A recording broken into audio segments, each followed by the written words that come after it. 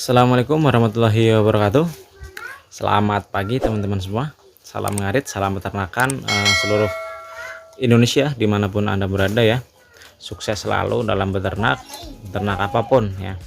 Dan untuk pembahasan kali ini saya akan membahas tentang indukan lagi teman-teman. Nah, ini indukan yang sedang menyusui ya. Cara mengecek ataupun memantau indukan yang sedang menyusui, terutama di bagian susunya ataupun putingnya, untuk menghindari penyakit mastitis teman-teman. Nah, ini yang belum tahu penyakit mastitis itu apa ya. Nah, penyakit mastitis itu penyakit yang biasanya menyerang indukan yang sedang menyusui. Nah, biasanya menyerang di bagian puting susunya. Nah, itu teman-teman. Jadi ini sangat penting sekali ketika teman-teman mempunyai indukan yang sedang menyusui. Jadi harus teman-teman pantau. Nah, cara pemantauannya dan cara pengobatannya akan saya jelaskan nanti ya. Nah, jadi ini penting teman-teman karena saya pernah mengalami hal serupa ya. Hal tersebut, jadi indukan sedang menyusui tapi saya tidak memantau ataupun tidak memeriksa indukannya, apakah indukannya sehat atau tidak, dan hasilnya apa? Hasilnya indukannya terkena mastitis dan mengakibatkan anakannya itu susah sekali untuk menyusui dan mengakibatkan anakan ada beberapa yang tidak lulus dalam seleksi alam atau alias meninggal teman-teman, tewas ya. Nah, itu teman-teman. Jadi ini untuk menghindari hal-hal yang tidak kita inginkan sebagai peternak. Dan ini akan saya praktekkan ya. Nah, ini teman-teman. Ini anakan NZ saya yang sudah mulai keluar kotak. Ini dikencingin induknya pas posisi menyusui. Aduh, mau jatuh. Nah, ini baru belajar keluar kotak teman-teman. Nah, itu induknya.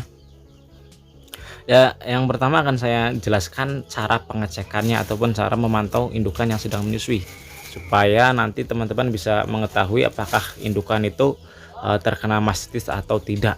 Nah, berhubung mastitis itu menyerangnya bagian puting susunya, jadi kita memantaunya itu seperti apa? Nah, kita memantaunya itu diraba teman-teman, meraba induknya di bagian puting susunya. Nah, ini induknya baik sekali ini teman-teman.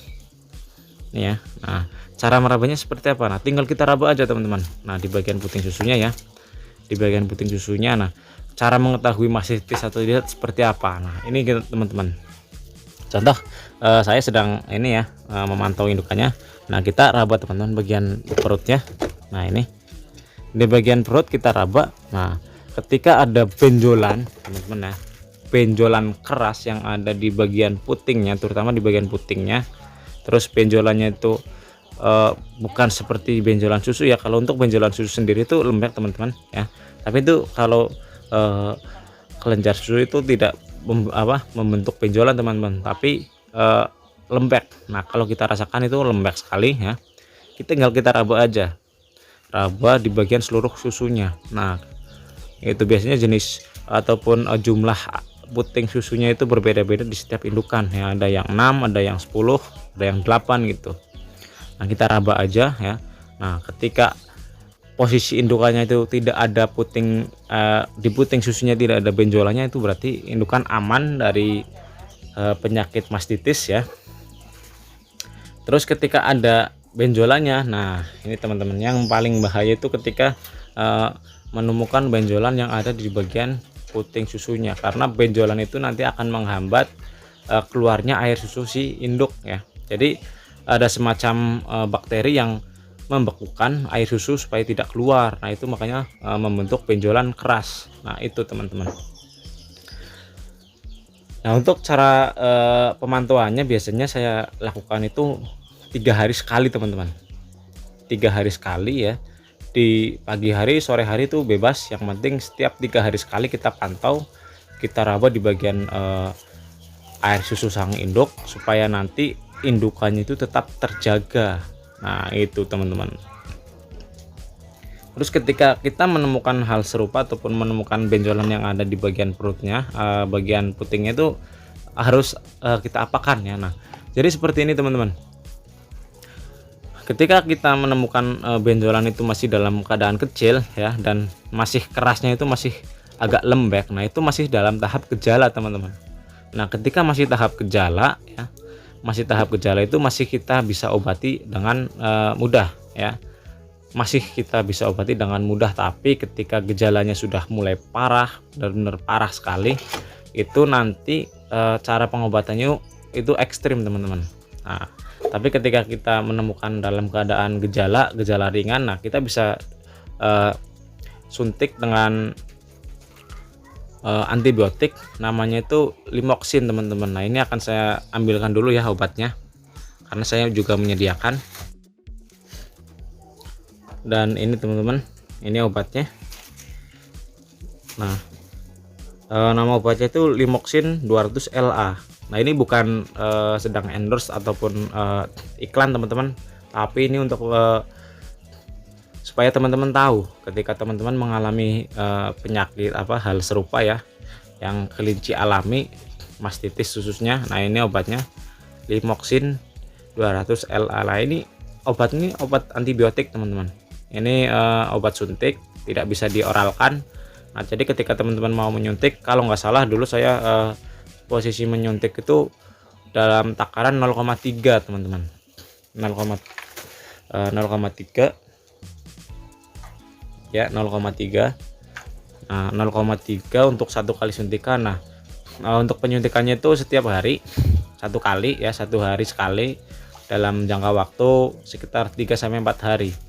Nah, nanti ketika masih dalam gejala biasanya cepat sekali sembuhnya kalau kita suntik dengan obat Limoxin itu. Dan ini untuk penanganannya teman-teman ya.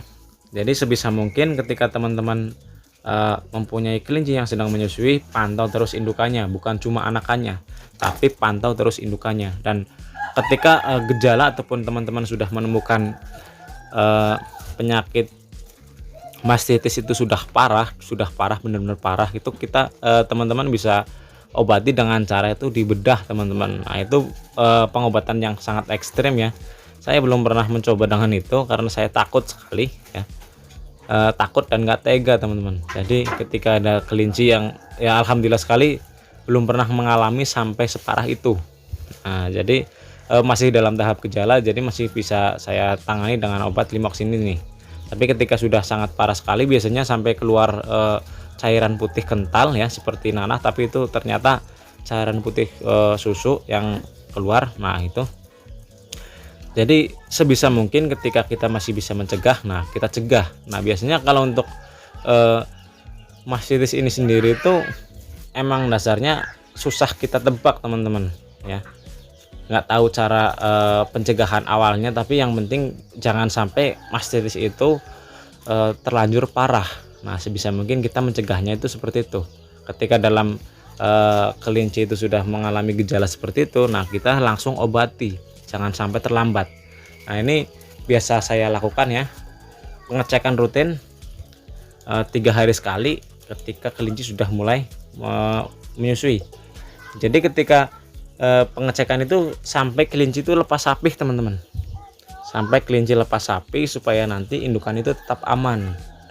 Nah, itu jadi ketika indukan itu terkena mastitis dan anakannya itu masih menyusu, nah dikhawatirkan nanti anakannya itu kekurangan air susu, nah yang bisa menyebabkan kematian pada anakan itu teman-teman. Tapi kalau untuk kepada indukan sendiri, saya belum menjumpai indukan yang terkena mastitis itu mati ya, saya belum menjumpai. Tapi untuk anakan saya sudah pernah mengalami ya, kurang air susu terus anakan jadi kurus. Nah, itu makanya sebisa mungkin kita sebagai peternak harus jeli dalam merawat kelinci dan harus selalu telaten, rutin ya. Yang penting rutin pengecekan, entah itu anakan entah itu indukan. Jadi sebisa mungkin semua kelinci yang ada di kandang kita itu selalu kita pantau untuk menunjang kesehatannya ya. Itu teman-teman, itu penting. Nah, jadi untuk peternak pemula ini salah satu gambaran ya, supaya nanti teman-teman pemula ketika menjumpai hal tersebut itu tidak bingung, oh kok kelinci saya putingnya itu membengkak, nah itu kenapa? Nah, ternyata itu terkena mastitis. Dan cara pengobatannya seperti apa? Nah, yang saya lakukan dengan cara ini ya, penyuntikan Limoxin ini. Tapi kalau untuk pengobatan bedah saya belum pernah sekali ya, belum pernah mengobati dengan cara bedah bagian yang terkena mastitis, tapi saya seringnya menyuntik. Ya, untuk cara penyuntikannya juga seperti cara penyuntikan pada itu teman-teman, pada skabies ya, di bawah kulit, di atas daging, jangan sampai terkena daging teman-teman. Itu boleh di mana aja ya, nggak usah pas di bagian yang terkena masistis gitu, nggak usah. Biasanya paling sering kita suntik itu di bagian ini teman-teman, di bagian dekat leher. Nah ini biasanya yang paling mudah kita suntik ya. Nah nanti juga akan menyebar dengan sendirinya.